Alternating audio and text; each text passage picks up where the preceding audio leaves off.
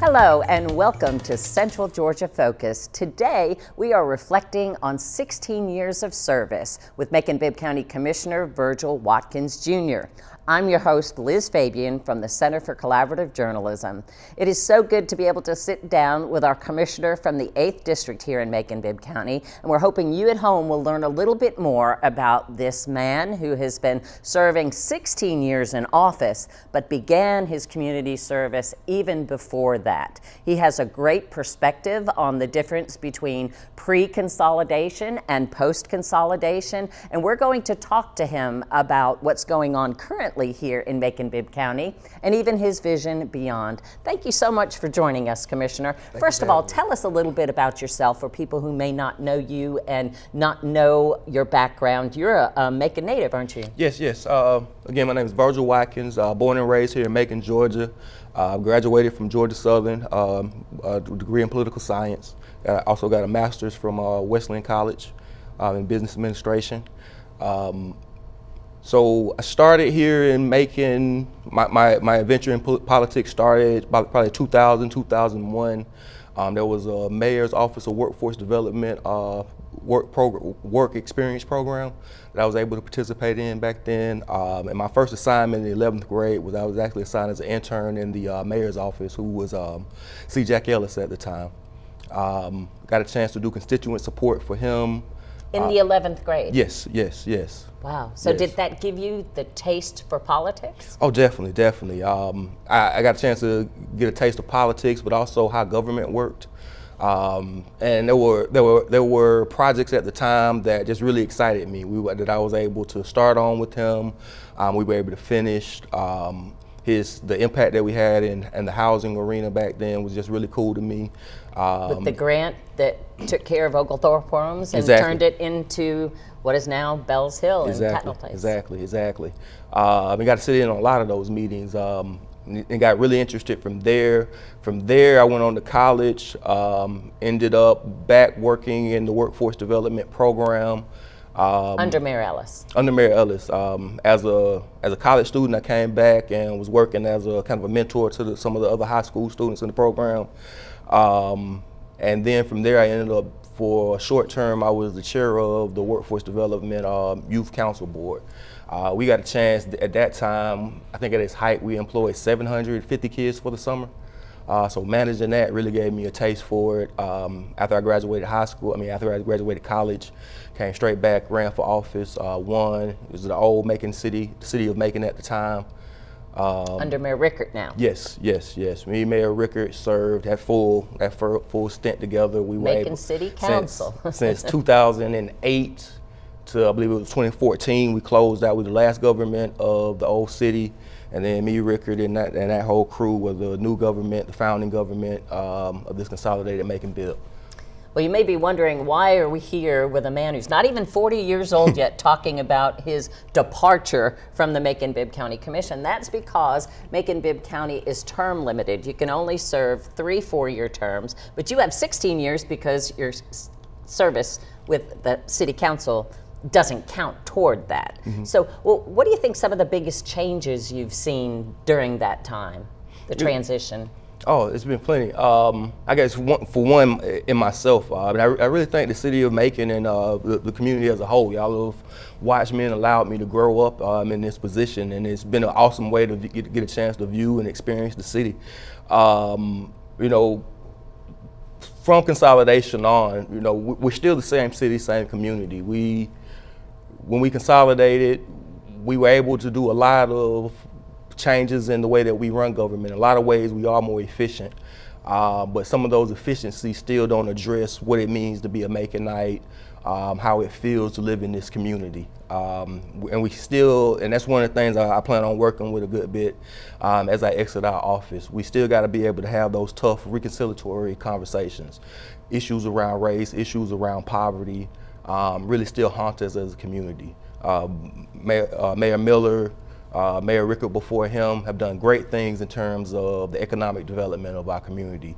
Downtown, from the time that I started office to today, is a new and beautiful place. Almost, it's like moving and living in a different city. It is a hub that is attracting many. I heard that over 900,000, maybe 1 million folks showed up for our Christmas light display. Wow. Economic development, you're seeing stuff at the mall, you're seeing stuff all over town. It used to be one mall when we started, now we have two. Several things in that space, but still, when it comes to the nuts and bolts of what makes a community, what provides opportunity for true making nights, those are the parts that still scare me, that I still wish and still looking for the opportunity to do a better job. When it comes to one in three making nights nearly is living in poverty. Mm-hmm. If you're looking at it just from the federal government, it's recognized that over half of our census tracts are considered Category 4 poverty areas or opportunity zones by the Trump administration. These is evidence of things that we really need to work on. So, you know, one of the things I started working on were looking for organizations to teach me more about what it meant to live in a progressive city, what it meant to work in the urban core. So I found one of the organizations, the E Pluribus Unum Foundation. We've been doing really good work around diversity, equity, and inclusion, and training me and getting better with the community about how we have these conversations. And didn't you bring in people to train others? Yes, as well, because just like last year or the year before, people got certificates who were on the staff of Macon-Bibb County in various capacities, just trying to learn a little bit more about having a more inclusive society. Correct. So it's been a process throughout the years that we've been going through, and sadly, I started with a top-down approach. So we engaged our upper management, our decision makers, and our leaders in a process, and now we're starting to introduce a lot of these conversations to the public at large. We're unveiling a website that's data-driven, very much data-driven, to kind of tell the story of Macon that you often don't hear. But I think, particularly as I'm leaving the policy-making space, kind of leaving the gift to the other policymakers on an easy-to-find place to find the data that you're looking for as it relates to our education system, as it relates to housing, and also some good and best practices on how to relieve some of the stress that folks are feeling.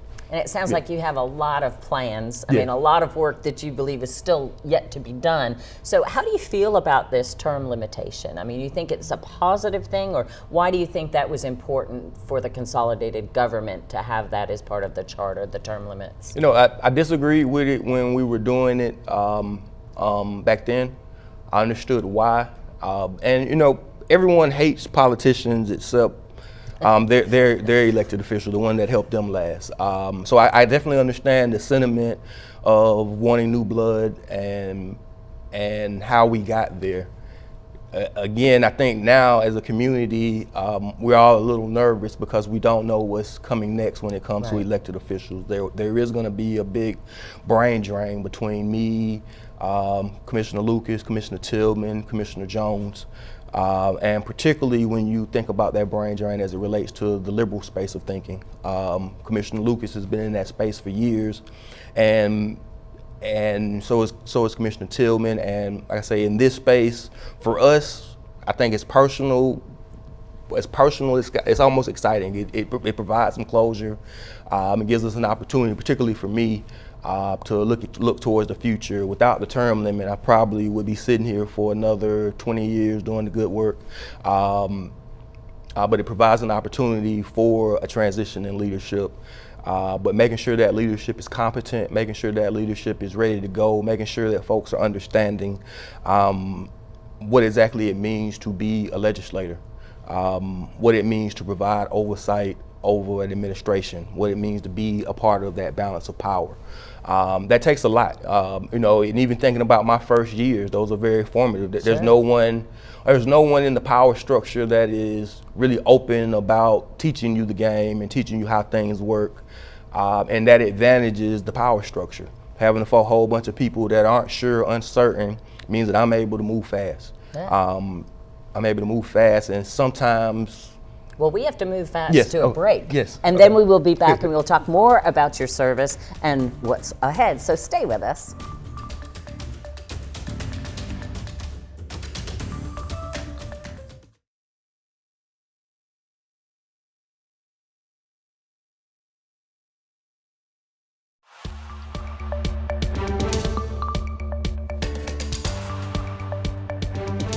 Welcome back to Central Georgia Focus. I'm Liz Fabian, and with us today is Macon-Bibb County Commissioner Virgil Watkins Jr., who is finishing out his 16 years in office at the end of this year due to term limits. We were talking a little bit about that before the break, and how there is a lot of work to be done and a lot of good experience that's going out the door. So what do you think some of the highlights of your term in office have been for you?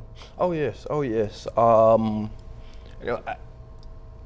really feel great about some of the legislation we've been able to pull off. I was looking just in the quantity of it, not I voted yes or no to it, but actually in writing legislation, a lot of my stuff was tabled. Some of my best work was tabled, never saw really the light of day for a second conversation. But over 200 and 200 plus pieces of legislation we've been able to write.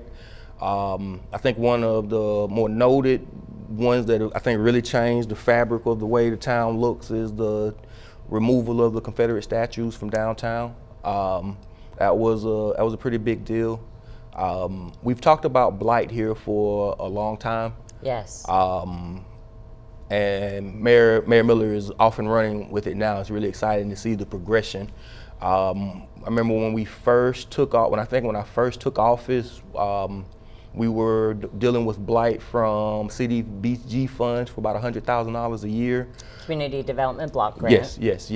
Over that time, we did a $14 million bond that really kind of jump-started our blight process. Because each commissioner had $1 million to spend in the district. What did you do in your district? Totally not. Most of that was actually dedicated towards demolition. We did do a couple of parks. And a good chunk of mine was kind of figuring out how the nuts and bolts of how this worked. We also did a survey of the blight at the time before we actually started tearing down the houses in the district. We employed a couple workers who went out and took pictures, and I think it was like a 20-question questionnaire that's still kind of influencing what we know about blight today in the county. So that was a cool space. Spent a lot of time collecting data. I don't know. I've always asked a lot of questions in the commission. You did. Part of my time I spent as the chair of public safety, and another part I spent as the chair of appropriations. The money man, controlling the budget, making all the decisions. So figuring out how reports work, what data was important. And some stuff has taken years to compile or get a good format, and still even now, now that we've transitioned administrations, we still debate about how to collect data as it relates around my procurement, who we're doing business with locally, the amount of minorities that we are doing business with, what systems we have in place to increase that, trying to determine even that conversation on whether or not it needs increasing. Last year, for the first time, that conversation has moved to a point where we're now have participation goals for both disadvantaged businesses, minorities, and local participation. So hopefully seeing that starts to influence us in a more finite way. And that's something that's on your heart, I can tell, because anytime there's a project that goes through the commission and y'all want to know, what was the minority representation? How many people did you contact? And those kinds of things. What other things have you been doing? I know we discussed the landscaping. Mm-hmm. There were opportunities for smaller businesses, minority-owned businesses that you saw and said, hey, if we can get these people through the system. Tell us a little bit about what you've been doing with minority participation and encouraging people. Outside of just highlighting it with the data and the numbers, in the consolidated government, in that charter, we added the Office of Small Business Affairs as something that we were going to do. We've created a 10% preference. The reason both minority participation and local participation are important to me, because it goes back to that first thing. It's about alleviating poverty, and all the data shows that we do $200 million worth of business rewrite checks, accounts payable annually, and that can have a major impact. Has the potential to have a major impact if we're able to keep some of those dollars local, and we're able to benefit those, because local businesses hire at a greater rate local people. minority businesses hire at a greater rate, minority folks. And a lot of these businesses here are, when we talk about a local businesses, have a capacity issue. They're a single operated, or they're like my family's business, where it's my mother, my father, family members making things work. So the barriers and systems that we have in place, always trying to take a good look at them and make sure that they are inclusive, that they are that there is an opportunity for a small guy to compete. Because sometimes we're such a big government, the quickest way to do things makes it very easy for us to have one participant who is the largest or contractor in the region, even when it comes to something like tires. Like, we have a bunch of folks that are in the tire business in our community, but we receive our tires via a state contract from the largest tire vendor in the state.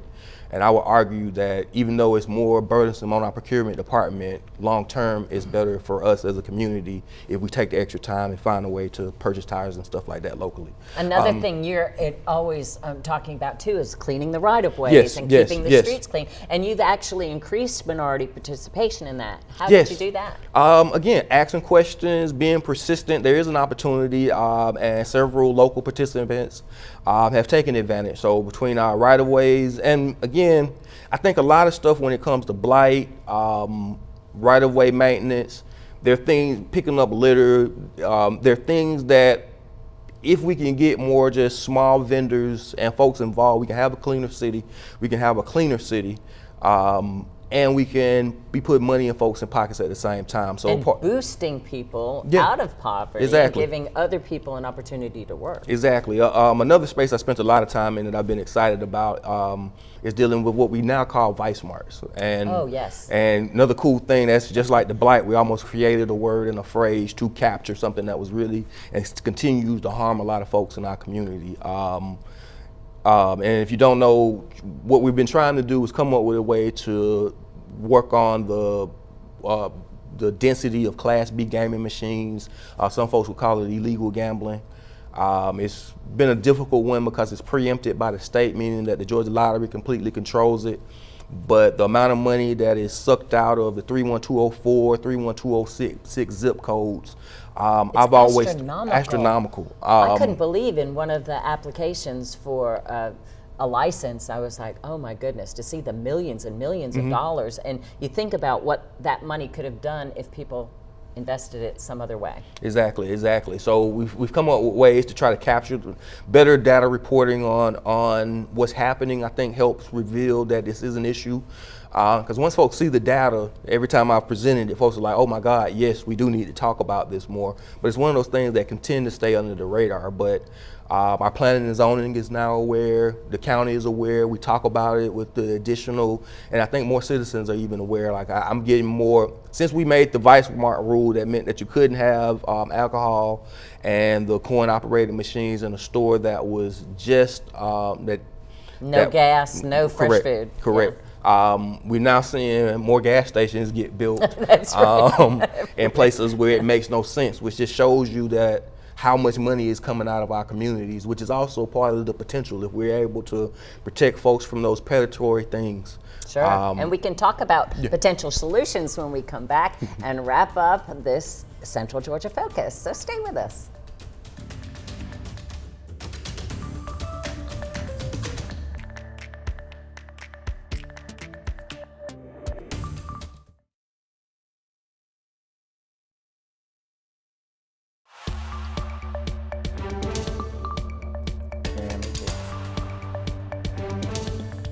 Thank you for staying with us for Central Georgia Focus as we talk with Macon-Bibb County Commissioner Virgil Watkins Jr. about his future and what you would like to see for the city of Macon now that you are term limited and finishing out this year on the county commission. Any thoughts on what you would like to see for your district in someone else's hands? Yeah, so first, I'm even though I'm stopping the commission, I'll still be in Macon. I'll still be very active. Any plans for state office or anything else? I'm not yet ready for an announcement, but there's also we are we're considering. And I tell you, just to be honest with you, more and more spending time in the private sector is that idea that is really alluring to me. Like I say, my family, we run a real estate practice and have been for years, so spending more time in that space. Also working in this nonprofit space that I intend to be in. I say continuing to work with E Pluribus Unum. We're dropping a website and we'll be doing some community conversations here in the very near future. So seeing where that goes. Whether or not I run for office here in March, we'll have to wait and see. It's not off the table, but right now my heart's leaning towards some more private things. The community has gotten a lot out of me over the years, so yeah. Time to take a little bit of a break. But Commissioner, I know the revamping of the committee structure was something that you struggled with this year because Mayor Miller had changed where there used to be public safety and appropriations and facilities, those kinds of committees that did work and then came together in the whole. Now, the committee of the whole, all of the commissioners are in on every debate. How do you think that works? Bad. Why? So, one, again, our government structure mimics the federal structure in that there's supposed to be a system of checks and balances. The commissioners, one of their major duties is to provide oversight to what the administration is doing. And that means having the ability to ask questions, call for reports, call for summaries or any type of data that you may need. And right now, under the committee of the whole structure, that check and balance is challenged. Because you don't always have the information that you don't already have, for when you're voting. And so one of the big issues, if what was needed was a report on the events happening at the Macon Mall, it is an option for the mayor to put that on the agenda versus a committee chair having that on this agenda and the administration needing to respond to the meeting that is happening. Right now, we haven't seen it play out in its worst case because we've been extremely blessed with the influx of federal funds and the influx of the OLOS additional tax. What we don't have is more time because we are out of time, but we're looking forward to seeing the next chapter and we'll be listening out because there might be an announcement in March, you're saying? Possibly? Possibly. Okay. Well, thank you very much, Commissioner Watkins, for your service, and thank you for sticking with us. I'm Liz Fabian from the Reg Murphy Center for Collaborative Journalism.